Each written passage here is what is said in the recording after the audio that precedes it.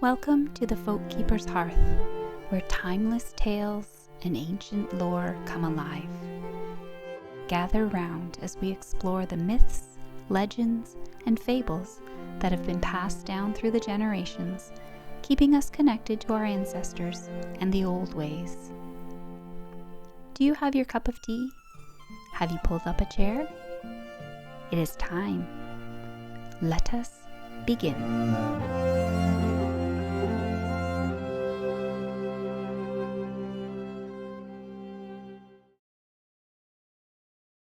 A note before we begin. This week's story is a continuation of the Heroes of Asgard, a retelling of Norse myths written in the 19th century. At the end of the chapter, I've added a small reflection on Freya to give voice to her place in the tale. While not part of the original text, it's inspired by the spirit of the myths and meant to honor her story alongside her brothers. Now let us begin.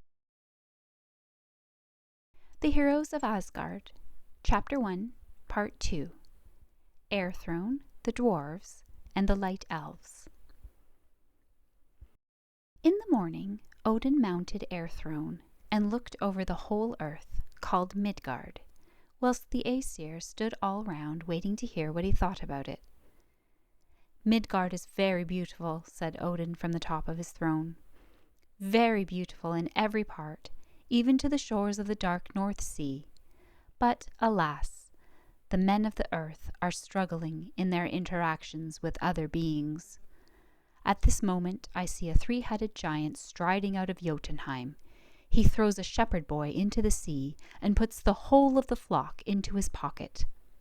Now he takes them out again one by one and cracks their bones as if they were hazelnuts, whilst all the time men look on and do nothing.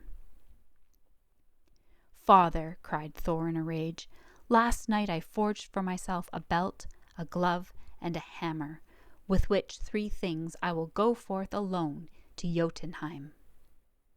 Side note, I will visit the tale of how Thor's hammer was forged in a separate future episode. So Thor went to Jotunheim, and Odin looked again. The men of Midgard live their lives in simple rhythms, bound to the turning of the seasons and the tasks of each day, said Odin. There are crafty dwarfs and elves who live amongst them and play tricks which they cannot understand and do not know how to prevent. At this moment I see a husbandman sowing grains of wheat in the furrows, whilst a dwarf runs after him and changes them into stones.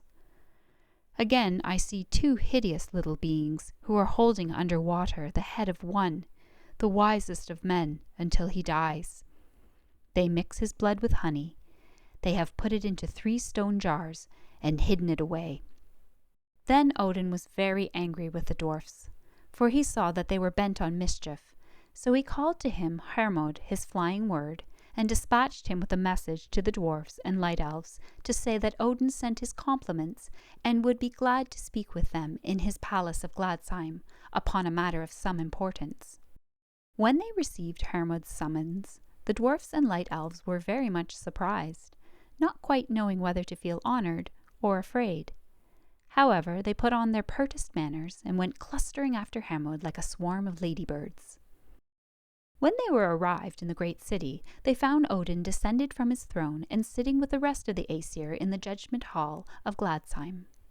Hermod flew in, saluted his master, and pointed to the dwarfs and elves hanging like a cloud in the doorway to show that he had fulfilled his mission. Then Odin beckoned the little people to come forward.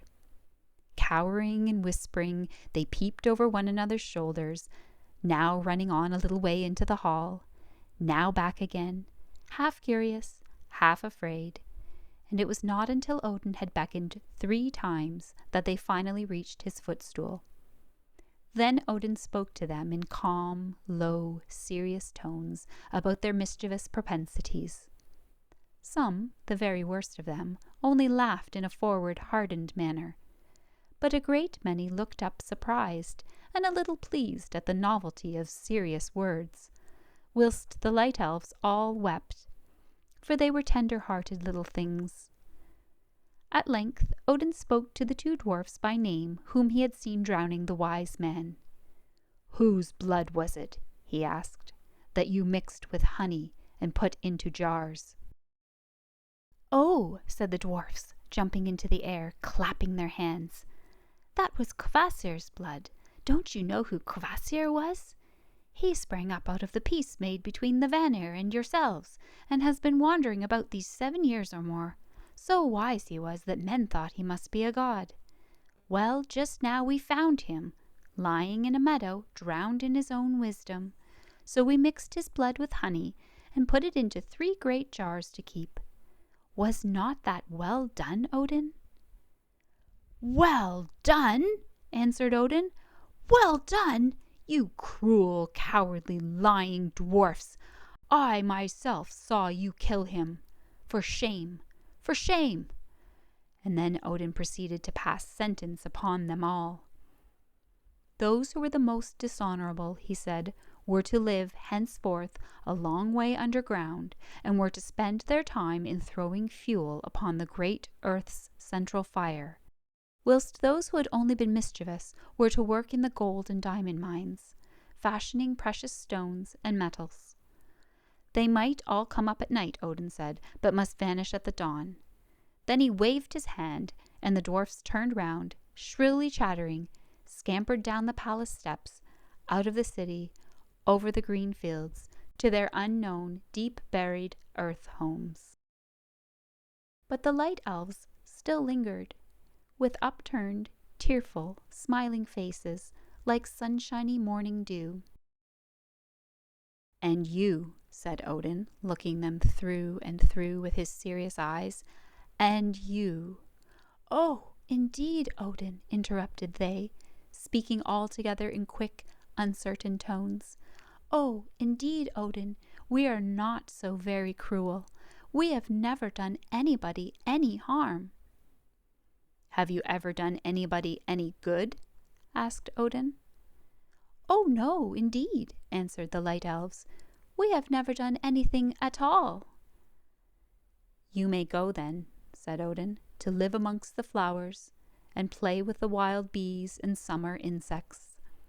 You must, however, find something to do, or you will get to be mischievous like the dwarfs." "If only we had anyone to teach us," said the light elves, "for we are such impressionable little people." Odin looked round inquiringly upon the Aesir, but amongst them there was no teacher found for the silly little elves. Then he turned to Njord, who nodded his head good-naturedly and said, "Yes, yes, I will see about it." And then he strode out of the judgment hall, right away through the city gates, and sat down upon the mountain's edge. After a while he began to whistle in a most alarming manner, louder and louder, in strong, wild gusts, now advancing, now retreating. Then he dropped his voice a little lower and lower, until it became a bird-like whistle, low, soft, enticing music, like a spirit's call.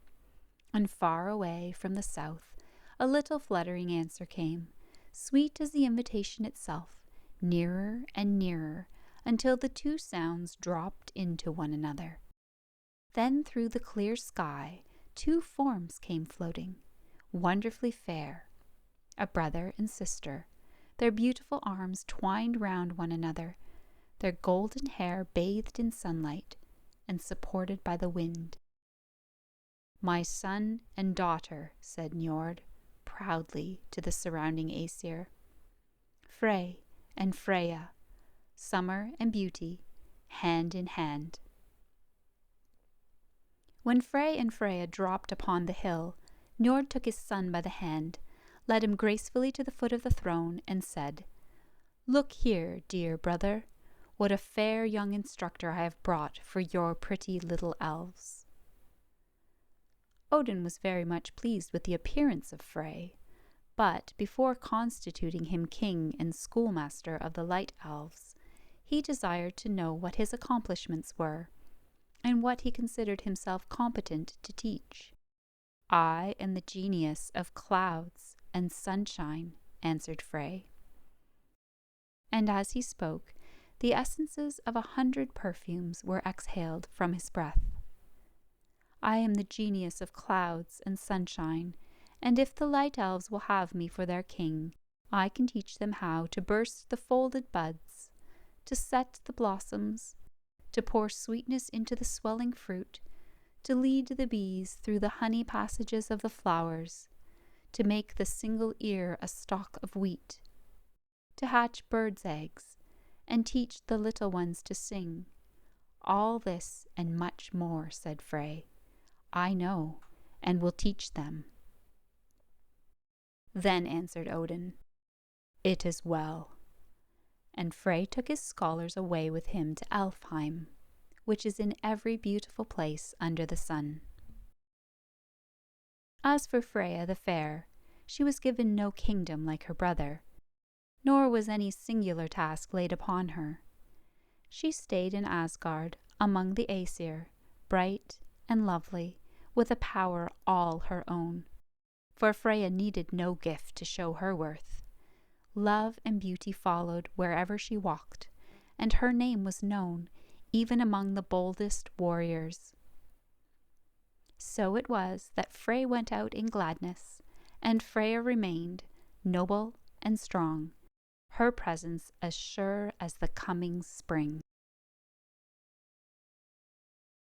Thank you for joining me for this Northern tale, based on the retellings found in the Heroes of Asgard by Annie and Eliza Keary, a public domain work first published in the 19th century. This is just the beginning of our journey through the old tales of the Aesir. We'll return to their stories in future episodes, weaving them in among other myths and legends from across the folk traditions of Northern Europe. Until next time, may the old ways guide you, and may the voices of our ancestors never fade.